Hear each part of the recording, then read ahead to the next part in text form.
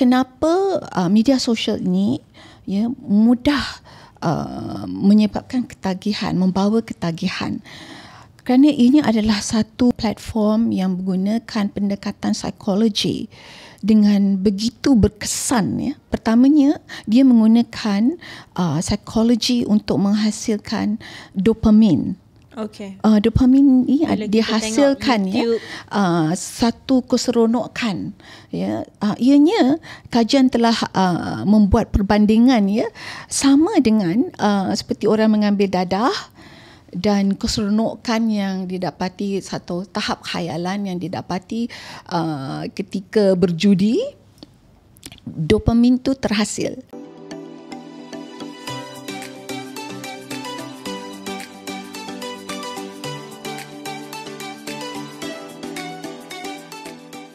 Assalamualaikum dan kembali kita ke Berani Bicara Jangan Sentuh Saya dengan Children's Protection Society Malaysia ataupun Pertubuhan Perlindungan Kanak-Kanak Malaysia. Hari ini kita ada guest yang very very interesting. Datin Dr. Norizan Razali ialah seorang pendidik dan peneraju pembangunan pendidikan dengan hampir 3 dekad pengalaman merentas institusi akademik, agensi kerajaan dan syarikat teknologi global. Beliau merupakan pengasas Tech Capacity dan pakar dalam pendidikan kesedaran keselamatan cyber di mana beliau melantik pendidik dan pelajar untuk membina kemahiran digital yang selamat dan berdaya tahan. Beliau juga memegang peranan penasihat strategik di beberapa institusi pengajian tinggi serta merupakan pemegang amanah Axiata Foundation. Selamat datang Datin Dr. Norizan ke podcast kami iaitu Berani Bicara. Terima kasih. Assalamualaikum warahmatullahi wabarakatuh. Dan saya sekali lagi mengucapkan ribuan terima kasih kerana memberi peluang pada saya untuk berbicara hari ini dalam program Berani Bicara Jangan Sentuh Saya.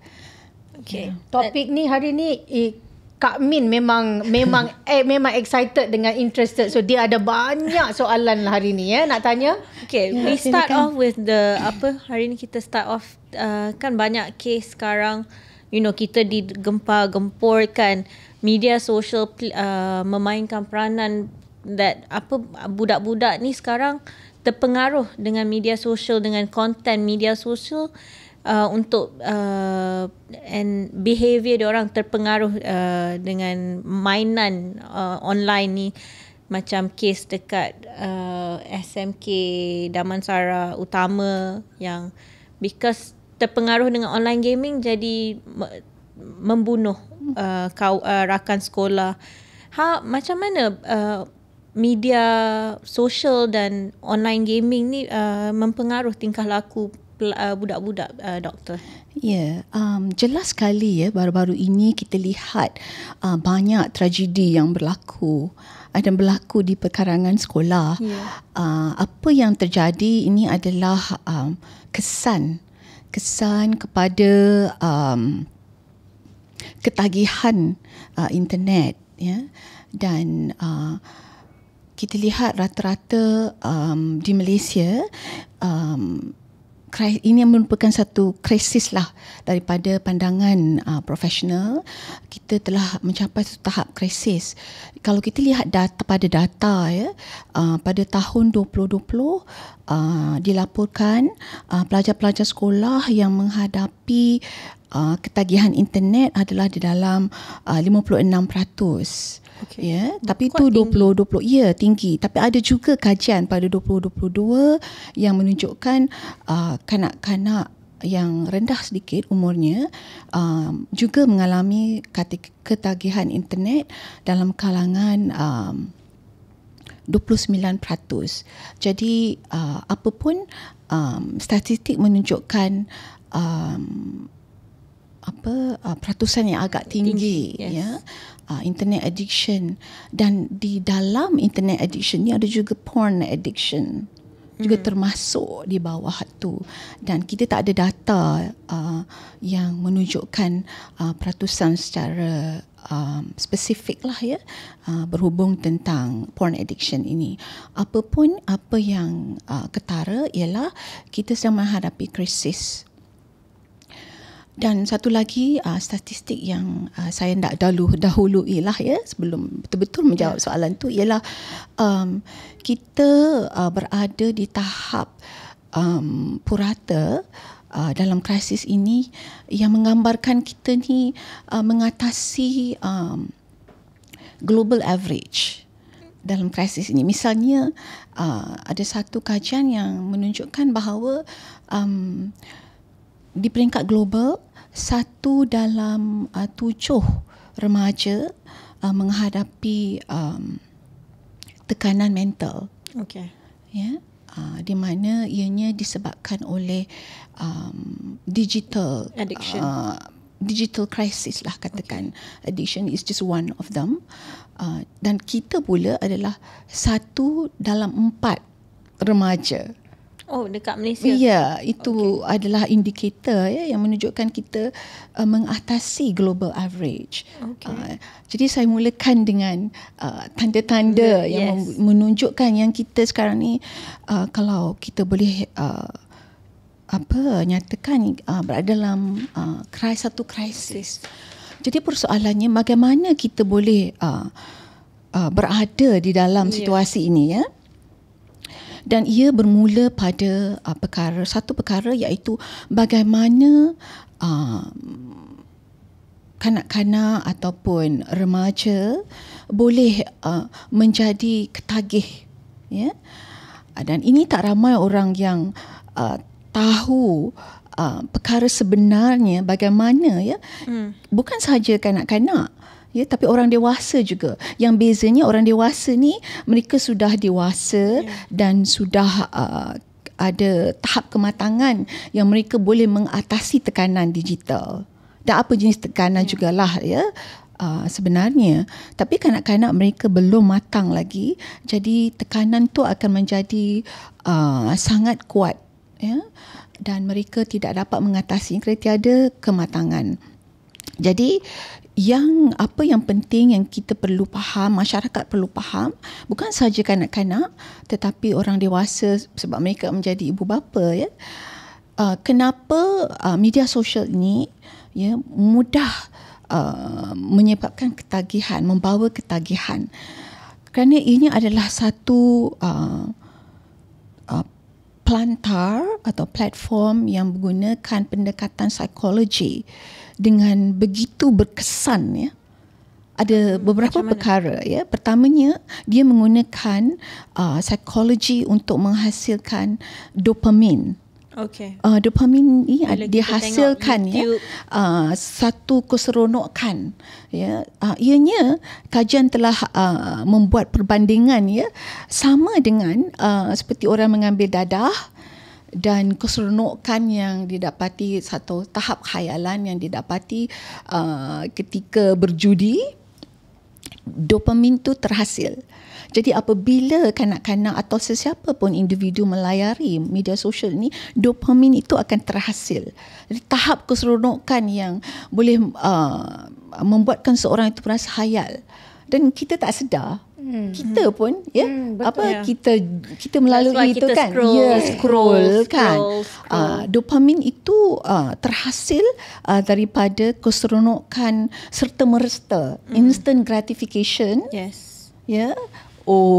Kita melihat sesuatu yang kita suka, so instant gratification, keseronokan serta merta kerana kita dapat banyak likes, ramai friends or followers, dan komen-komen yang positif, dan mengatakan kita cantik misalnya. Jadi itu semua adalah perkara-perkara yang menghasilkan dopamin itu. Kedua, macam mana individu melayari media sosial ini boleh terpaut dan menjadi ketagih ialah kerana FOMO, fear of missing out, ya, takut ketinggalan ya. Nak tengoklah apa berita terkini dan macam mana ianya berlaku. nak tahu supaya kita pun nak terketinggalan. tak ketinggalan ya. Dan ketiga ialah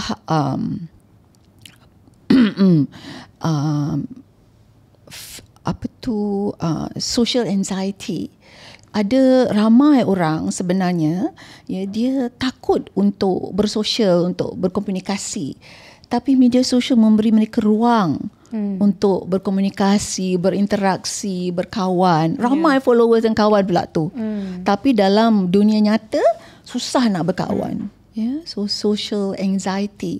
Jadi mereka mendapati media sosial ni, platform media sosial sebagai satu ruang yang menyelamatkan mereka. Mereka normal, mereka rasa normal. Ya. Dan satu lagi ialah pendekatan psikologi yang membuatkan kita merasa kita perlu tengok media sosial, update apa ya, sebab dia tidak memberikan satu peneguhan reinforcement yang berterusan. Pendekatan memberi peneguhan yang sedikit demi sedikit, supaya kita nak tahu lagi. Ya, the intermittent reinforcement. Ini adalah satu pendekatan psikologi supaya orang rasa teringin sentiasa nak pergi ke media sosial. Itu merupakan ciri-ciri pendekatan psikologi yang ditanamkan dalam platform ini. Ya, jadi bayangkan ya, dengan AI, teknologi AI, perkara ini akan menjadi lebih dalam dan lebih berbahaya jika orang tidak faham tentang pendekatan psikologi ini. Dan itulah sebabnya ya, kita dapati kanak-kanak atau pengguna muda di bawah umur ini menjadi mangsa kerana mereka belum matang, tidak dapat mengatasi tekanan digital itu. Jadi itulah kesannya ialah normalisasi perkara-perkara yang sebenarnya bercanggah dengan nilai-nilai murni. Ya, kita dapati. Doktor, you said just now budak-budak sekarang because they ada gaming addiction, ada porn addiction. Yang tu yang sebab kita nampak yang dekat kes-kes baru-baru ni budak-budak sekolah dekat baling, dekat Melaka. Diorang terdedah ke perkara begini, and then diorang buat video and then jual pula. That's porn addiction lah kat situ. Yes, and then kesannya. Kesan dia lah. And then diorang, sebab ada orang membeli, so there is demand, so diorang nak supply sebab that's the easiest way to make money. Tapi diorang tak faham consequences benda-benda tu. Sama juga macam case dekat SMKDU tu, dia tak faham consequences apa. Yes, dia main game sekarang kita ada game CSGO, PUBG yang normalisasikan killings, you see. And then there is also a lot of this contents that normalize how to say in a better word, normalize the sexual punya contents, you see. Sampai people are very insensitized, is that the word? Insensitized by desensitized, correct. They've been desensitized with apa yang diorang tengok ni. So that is what leads them to buat benda-benda ni, because we normalized it too much, that tengok benda-benda ni it's okay. Tak apa, I can do this because it's online, I can see it, blah blah blah. So macam mana apa yang pendidikan yang, atau what can parents do, or educators do, or what should the government do to curb these problems? That's a tough question actually. Soalan yang sangat susah nak dijawab. Mungkin bunyinya senang, tapi kerana ramai pihak berkepentingan, stakeholders yang perlu memainkan peranan. Bukan sekolah sahaja, orang selalu menyalahkan sekolah, sistem pendidikan. Tapi sebenarnya tugas hakiki guru sebenarnya adalah untuk mengajar. Betul. Ya, tugas hakiki mereka. Tetapi semasa mereka mengajar tu dan pelajar berada di dalam perkarangan sekolah, sudah pastilah mereka harus menentukan yang mereka selamat, pelajar selamat. Tetapi dengan kehadiran media sosial ni, itu adalah satu perkara yang rumit untuk mereka awasi. Kerana ianya berpunca bukan di sekolah, kat rumah. Ya, peranti mudah alih seperti mobile phone, tablet, ya, boleh dibawa ke mana-mana sahaja. Ada baiknya sekolah kita tidak membenarkan pelajar membawa peranti di sekolah, ya, walaupun ada pihak yang mengatakan kita ni ketinggalan zaman kerana tidak membenarkan penggunaan peranti untuk tujuan pembelajaran. Tetapi banyak negara, ya, negara maju, ya, telah menghentikan penggunaan teknologi disebabkan oleh pengaruh negatif, ya, media sosial dan internet.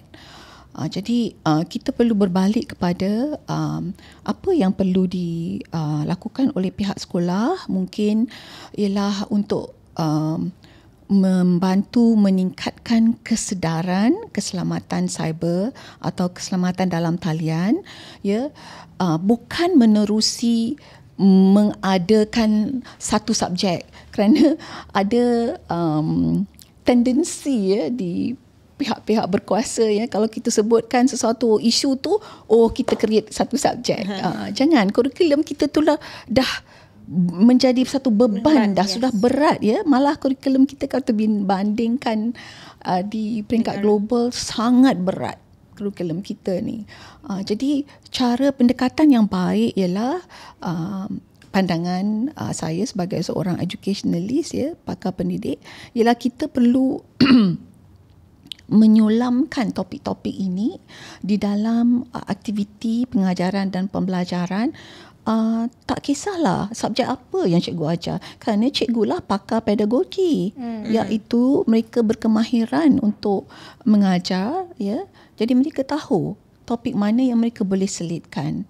Jadi maka itu adalah satu pendekatan yang pihak sekolah boleh lakukan di samping mengadakan program-program kesedaran keselamatan cyber. Ya, tadi saya sebut tu adalah guru. Menyulam di dalam aktiviti pengajaran dan pembelajaran mereka dan mengadakan program di tahap seluruh sekolah. Dan satu lagi, sistem pendidikan kita ni kita mesti faham, ya, ia berorientasikan akademik dan peperiksaan.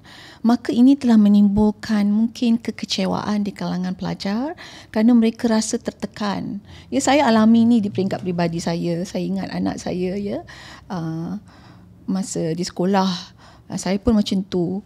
Saya sebenarnya laissez-faire lah, quite relax. Tapi bila dia nak mengambil SPM tu, saya ingat saya mula menekan anak saya supaya belajar, pastikan dapat banyak A, kan. Jadi saya mengalami satu pengalaman yang amat pahit, ya, di mana dia memberontak. Dan itu sekarang ni baru saya faham. Itu sebabnya saya amat prihatin tentang keselamatan cyber ni dan pendidikan. Kerana ibu bapa juga ditekankan oleh itu. Kerana nakkan anak mendapat tu. Mereka dapati media sosial ni memerlukan satu saluran, ya, bagi anak-anak ni, satu saluran mereka mendapatkan hiburan untuk mengalihkan tekanan mereka akademik itu. Dan satu perkara di sekolah ialah mereka mungkin kurang sokongan emosi kerana kaunselor kita terbeban di sekarang ini. Ya, terbeban satu. Dan saya rasa mungkin perkembangan media sosial ni juga mungkin satu perkara yang mungkin mereka tak ramai yang terlatih untuk mengatasi masalah tekanan digital ni di kalangan pelajar-pelajar. I also feel, saya pun rasa juga how to curb this problem. Semuanya selalunya bila ada masalah pasal cyber, sekarang ni kerajaan kata tak boleh bawa apps and social media, tak boleh untuk budak-budak yang below 16 tahun semua tu kan. Dan kebanyakan kes yang jadi, orang selalu menyalahkan sekolah, menyalahkan cikgu-cikgu. Tapi I think at the end of it boils down to parenting kat rumah. Kalau kita mak bapak selalu main handphone, anak kita cakap dengan kita kata sekejap nak main handphone and all that. So bagi dia orang macam this is it's a nanny. It's yang ni ialah fokus yang pertama. So bagi dia orang pun tak apalah kalau mak pun boleh main game Candy Crush. Dia pun nanti mak saya pun nak download. Kalau mak nak Candy Crush, saya nak Roblox. So kalau mak dok main game, mak pun kena bagi anak the access. Yes. So I think at the end of the day it boils down to kita parenting kat rumah kita yang we have to show them good example. Betul seperti yang saya sebut tadi, banyak pihak yang perlu memainkan peranan. Tadi kita sebut tentang peranan sekolah, apa yang patut dilaksanakan di peringkat sekolah, dan menyebut tentang ibu bapa. Betul. Sekarang ni kita perlu memastikan ibu bapa lebih-lebih lagi di kalangan ibu bapa generasi Gen Z atau millennial. Kerana mereka sangat mereka mempunyai literasi digital yang tinggi, seperti yang disebut tadilah. Mereka menggunakan telefon hampir setiap masa. Sebenarnya mereka juga menghadapi ketagihan internet. Parents lah. Tapi sebab mereka matang, lebih matang, faham. Mereka boleh mengawal. Betul. Tapi anak-anak tidak, sebab mereka belum matang lagi. Jadi mereka tidak boleh mengawal. It's menyedihkan tau. Saya sekarang tengok, anak saya dah umur 20 dah. Jadi when I had my girl, masa dia 20 tahun dulu, mana ada handphone yang ada smartphone, ada phone yang tekan-tekan button je kan. Lepas tapi sekarang bila saya keluar dinner, saya keluar makan dekat restoran, saya tengok anak tu baby tu tak akan nak makan kalau tak ada kalau tak ada handphone dekat depan dia. Ya, betul. Kalau mak tak bubur any kind of story ke cerita-cerita, dia tak nak makan. It's like an addiction, and parents dia allow it to happen. Because why? At least anak saya makan. Betul. Ini berlaku di dalam keluarga saya juga, di mana saya ada ahli keluarga yang mempunyai anak kecil, dan ini berlaku apabila anak kecil tu menangis masa hendak diberi makan. Jadi berikan anak-anak tu lihat pada gadget tu, peranti tu, supaya dia diam. Itu, dan yang hebatnya, anak tu akan berhenti menangis serta-merta. Betul. Dopamine at play instantly. That's what doctor has said.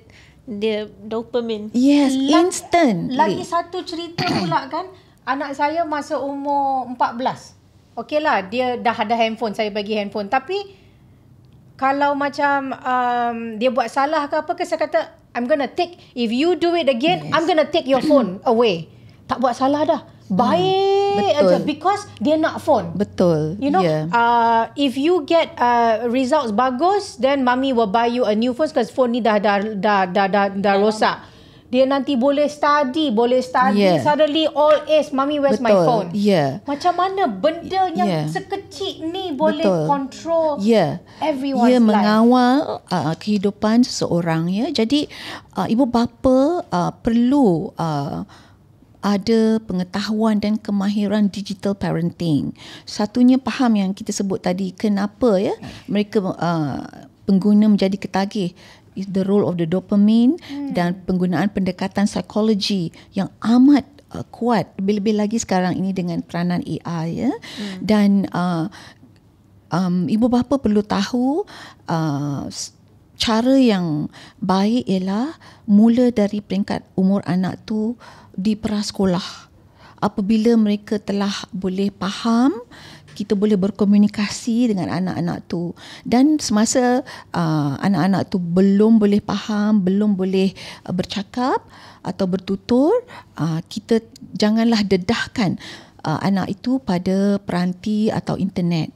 Dan ini telah dibuktikan, kajian telah membuktikan bahawa anak-anak tidak patut berumur di bawah umur prasekolah tidak boleh didedahkan pada peranti atau media sosial atau internet, kerana mereka akan berpaut. Dan pautan ini akan menjadi satu ketagihan. Jadi komunikasi di peringkat umur yang rendah mesti bermula di peringkat umur yang rendah, kerana apabila mereka menjadi remaja sangat susah untuk kita berkomunikasi dan mengawal mereka. Ia perlu bermula di peringkat mereka mula faham dan boleh bertutur di peringkat prasekolah.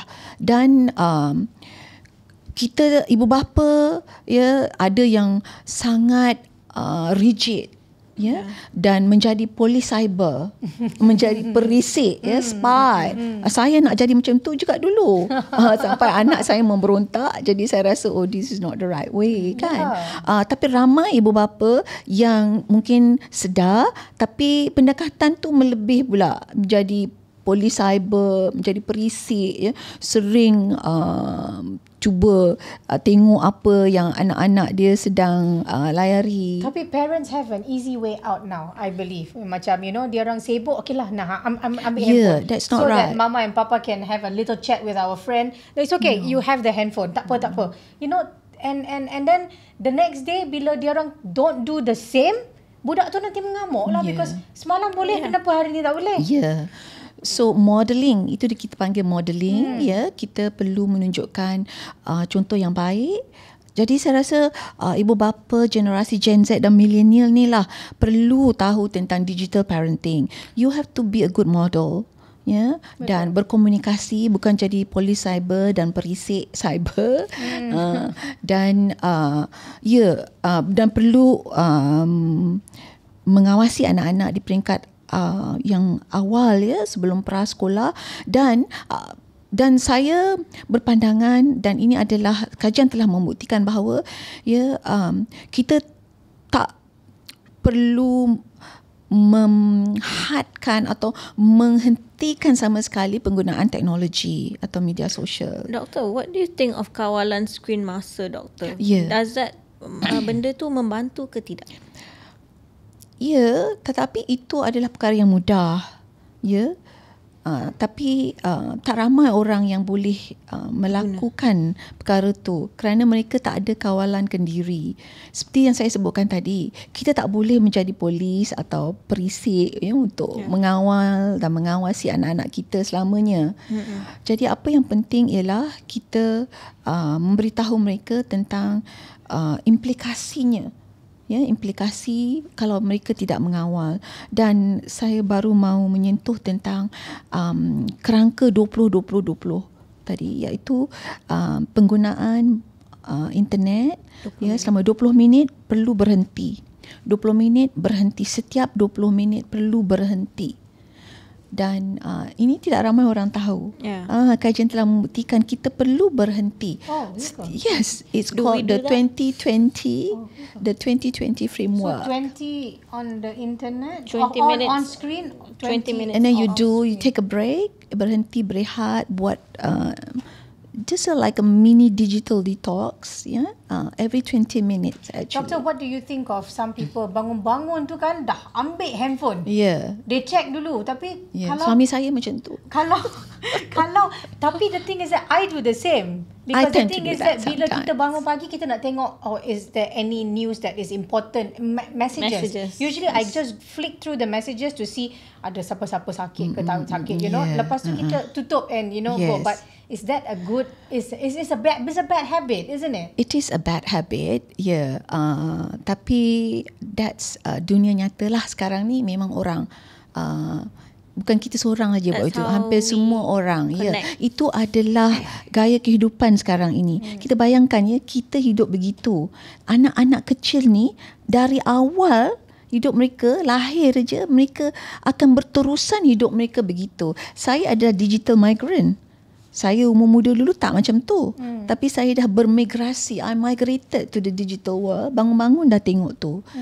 Tapi kita bayangkan anak-anak kita dari awal hidup mereka, dah buat macam Gen Alpha. Generasi Alpha sekarang. Jadi macam mana kita boleh nak lindung anak-anak kita? Itulah saya sebut tadi, komunikasi dengan mereka supaya mereka faham. Di peringkat umur yang rendah, komunikasi perlu ada. Membuat mereka faham, dan mereka perlu dimuatkan dengan kemahiran kawalan kendiri, how to control yourself, supaya mereka tahu yang 20-20-20 screen time, dan kalau ada kata-kata kesat yang berbaur bully cyber, bagaimana untuk respon atau jauhkan diri, itu adalah kawalan kendiri.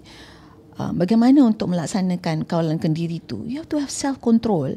Dan lagi satu, daya tahan, resilient. Apa yang kita lihat baru-baru ini, tragedi tu Zara, di kes pembunuhan di sekolah menengah kebangsaan Bandar Utama tu adalah kesan tiada kawalan kendiri, tiada daya tahan.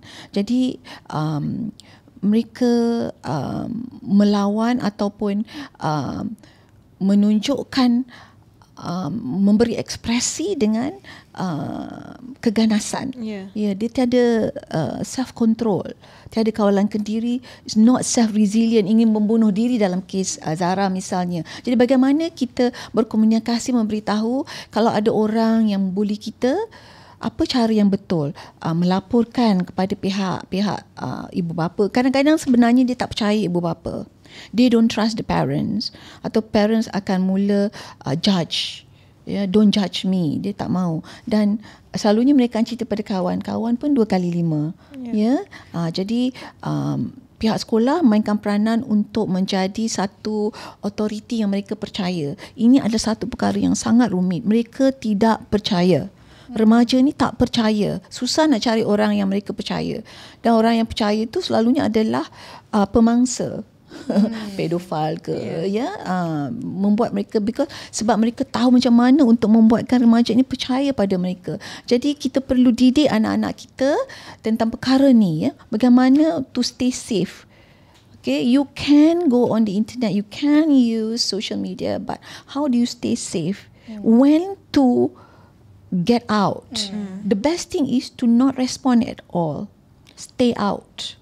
I think kebanyakan kes-kes yang berlaku ni, doktor, do you think it's because the parents are distant, emotionally and physically distant with the children, yang diorang tak bercakap, tak bercerita? Or is it ada in your experience, ada ke parents actually are very hands on, tapi diorang pula tak percaya the parents and all that? Kedua-duanya. Ada ibu bapa yang memang berkomunikasi, tapi topik komunikasi itu mungkin tidak menyentuh tentang topik-topik keselamatan dalam talian ni. Mereka berkomunikasi, ada menunjukkan kasih sayang, tapi itulah cabaran dalam dunia digital ni. Kita lihat ibu bapa, mungkin mereka pun juga menunjukkan ketagihan, tidak menjadi good model, tapi mereka berkomunikasi juga. Tetapi itulah orang kata satu cabaran dalam dunia digital ni, topik komunikasi tu, mungkin ibu bapa tak menyentuh tentang keselamatan, dan tarikan dalam dunia digital, di media sosial lebih menarik dari apa yang diberi oleh ibu bapa. Jadi lebih menarik lagi yang apa mereka dapati dalam media sosial di internet tu lebih menarik. Sad juga kan? Kan? Tapi itulah cabarannya, lebih menarik, lebih menghiburkan bagi mereka, dan mereka rasa hayal, dopamine at play again lah. Jadi kita ibu bapa mesti menerima hakikat yang dalam dunia digital ini komunikasi itu sangat penting. Mereka mungkin berkomunikasi, tapi komunikasi tu mungkin Tak cukup. tidak cukup dan topiknya tu tidak Interesting. tak Maybe because they kena. don't listen. Ya. Listen to Dan satu lagi perkara, kita mesti ada aktiviti digital detox. Detox si digital ni, di mana kita mesti ada satu ruang di dalam keluarga kita, masa atau ruang yang kita mesti adakan sesi untuk berkomunikasi tanpa menggunakan alat-alat digital. The best time is, I think, is dinner time. Ya, yes. Dinner Tapi time- yang kita lihat dinner time sekarang semua orang tengok. Exactly. Tapi dalam my household, dinner time, phone is off. Lah, husband saya doktor. Kadang-kadang dia pun main handphone. Saya kata, Yeah. kalau you duk main handphone, kita, I Yeah. dengan anak pun nanti nak Yeah. check message. Sekejap lah, Papa is on the phone. Yeah. But still, I think it's dinner time, no handphone on the Yes. dinner table. And I think maybe kalau macam Sunday is a family outing. Yes, let's outing, just yeah, go out, yeah. leave your handphones at Yes, home. kita mesti hadkan Kena semua ni. ada Mesti adakan dan aktiviti-aktiviti hadkan. macam tu. Dan mulakan semasa anak-anak tu kecil. Macam anak saya dah dewasa ni, susahlah nak cakap no handphone kan. Jadi Anak saya 20 boleh dia dengar cakap juga. anak saya tak boleh sebab mereka ada keluarga sendiri, dengan keluarga sendiri pun dia tak buat. Kan. Jadi dan mereka ada keluarga sendiri. Betul. Jadi already dan an adult. dah Betul tak? dewasa tak boleh. Ya. Jadi saya rasa ibu bapa yang masih mempunyai anak-anak kecil, mulakan sekarang sebelum terlambat. Kerana bahaya dunia digital ni akan menjadi lebih hebat lagi. Cabarannya akan lebih hebat dengan teknologi AI. Ya. Dan dengan personalization yang dihasilkan dari algoritma, personalization, jadi persepsi anak-anak tu akan menjadi satu yang kita tak boleh nak ubah lagi sebab media sosial akan beri mereka apa yang mereka suka lihat. Correct. Yeah, Yes. personalization. Dan it's very very personalized. Jadi itulah kehebatan, cabaran dunia digital masa kini, dan apa yang kita lihat sekarang ni adalah cuma kesannya sahaja dan sangat menyedihkan dan kita macam tahap krisis lah. Sekarang doktor ada lagi ni, ChatGPT. Ya, AI lah tu. ChatGPT, AI. You tak payah cakap dengan mak, dengan sister tak payah. Ya, betul. Macam my daughter. Ya. Dia tanya saya soalan kan, saya jawab. Lepas tu dia kata, okay wait, ask ChatGPT. To confirm kan, to verify. And then after that, kalau kita duduk diam-diam, dia kata, okay mom, I'm gonna have a conversation with ChatGPT about my future. And I'm like, wow. Ya. Dan This is so different itu adalah already. satu contoh, dan ada contoh di Amerika Syarikat di mana seorang remaja tu meminta nasihat daripada ChatGPT bagaimana untuk bunuh diri. Dan dia bunuh diri. Ya, dan sekarang that's right, we were talking about ya, this dan kan ibu the other day kan? bapa remaja yang dah membunuh diri tu sekarang Filing a suit. saman lah Filing a suit pada against- platform There was a tu. story Open kan, dia tulis dekat mana boleh bunuh Yes, diri. and then Yeah. ada Dia list. keluar kan? keluar Ya, the itu list adalah where to- satu contoh. Yang lagi satu contoh. Penonton jangan Ya, janganlah pula itulah sebabnya pengetahuan dan kamera ni penting. Apa yang kita bincang ni adalah untuk memberi kesedaran, bukan untuk membantu pada membuat perkara-perkara yang negatif. Dan satu lagi contoh seorang remaja tu adakan satu hubungan dengan ChatGPT. banyak sekarang. AI dia bercinta lah. Hubungan romantik dan ingin berkahwin sebenarnya.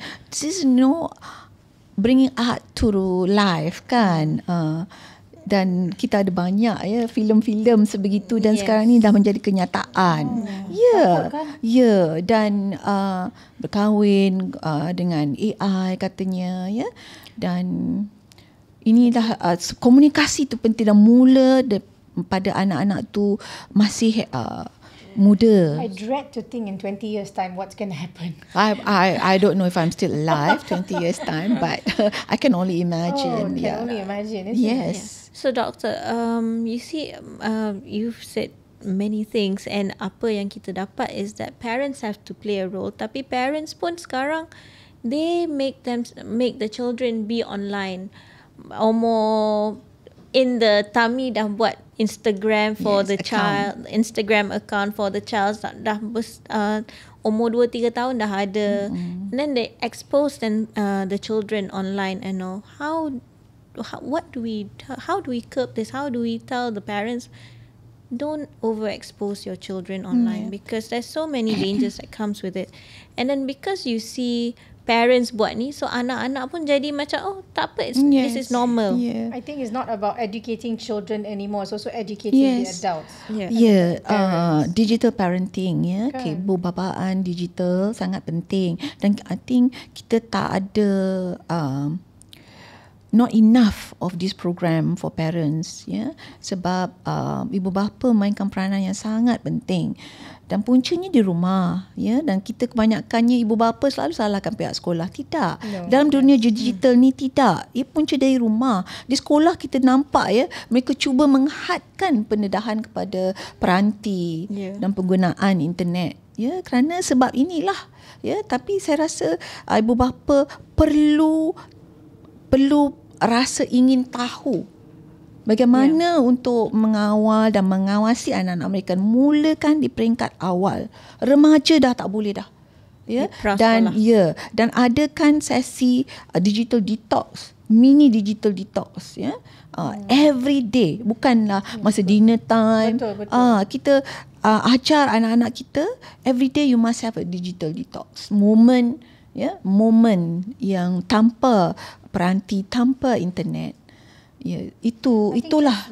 The handphone just distracts you from. It's sebenarnya telefon dan media sosial ni ada cuma satu alat sahaja. Manusia yang tiada kawalan terhadap diri mereka, no self regulation, dah tak boleh kawal diri dan tak berdaya tahan pula, not resilience. Tu nak bunuh diri, kena bully sikit nak bunuh diri, no resilience. Jadi ibu bapa bukan sahaja perlu mengawasi anak-anak mereka, tapi mengajar anak-anak mereka bagaimana untuk menjadi berdaya tahan, empower them, beri mereka daya untuk berdaya tahan, bagaimana untuk mengawal diri mereka. Dan saya selalu tekankan mula di peringkat awal. Pengalaman saya sendiri, masa anak saya kecil, semasa mereka kecil di peringkat sekolah, masa tu internet baru saja diperkenalkan, jadi tak sehebat itu. Tapi apabila mereka menjadi dewasa, saya lihat yang kecil tu, anak saya yang kecil tu, itu menjadi masalah pada saya. Dia ada tergugat sedikit lah. Dan apa ibu bapa yang kebanyakan ibu bapa tak tahu, kesihatan mental ramai di antara anak-anak kita, seperti statistik yang saya kongsi tadi, mereka umur yang rendah telah menghadapi kesihatan mental, yang diakibatkan oleh pendedahan kepada alam digital. Dulu mereka tak gila. They're not crazy, but they have mental issues. Tak boleh kawal diri, mudah tak tahu bila mereka marah, tak tahu nak kawal diri. So digital stress, digital anxiety, ini semua adalah satu jenis bentuk isu kesihatan diakibatkan oleh platform digital, internet. Tiada dulu, masa 20 tahun dulu tak ada. Sekarang ada pakar dalam perkara ini. Following that kan, Doktor, what do you think sokongan yang patut ada to help them with isu-isu sebegitu? Kita perlu ada banyak lagi program di peringkat komuniti. Semua pihak mesti mainkan peranan. Peringkat komuniti, di peringkat sekolah,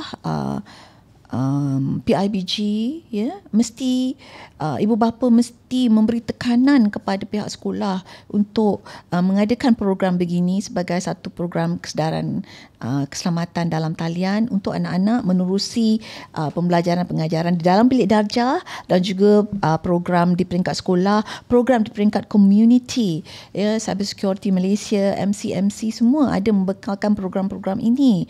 Tapi saya rasa pihak NGO juga, mungkin Children Protection Society perlu mengadakan program ini.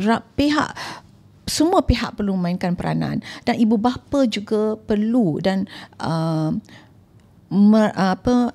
ada rasa ingin tahu, ya, perlu membekalkan diri mereka dengan pengetahuan dan kemahiran. Sekarang ini mereka mahir, ya, ibu bapa Gen Z dan millennial, high literacy tapi kurang fasih digital. Saya suka membezakan di antara literasi digital dan fasih digital.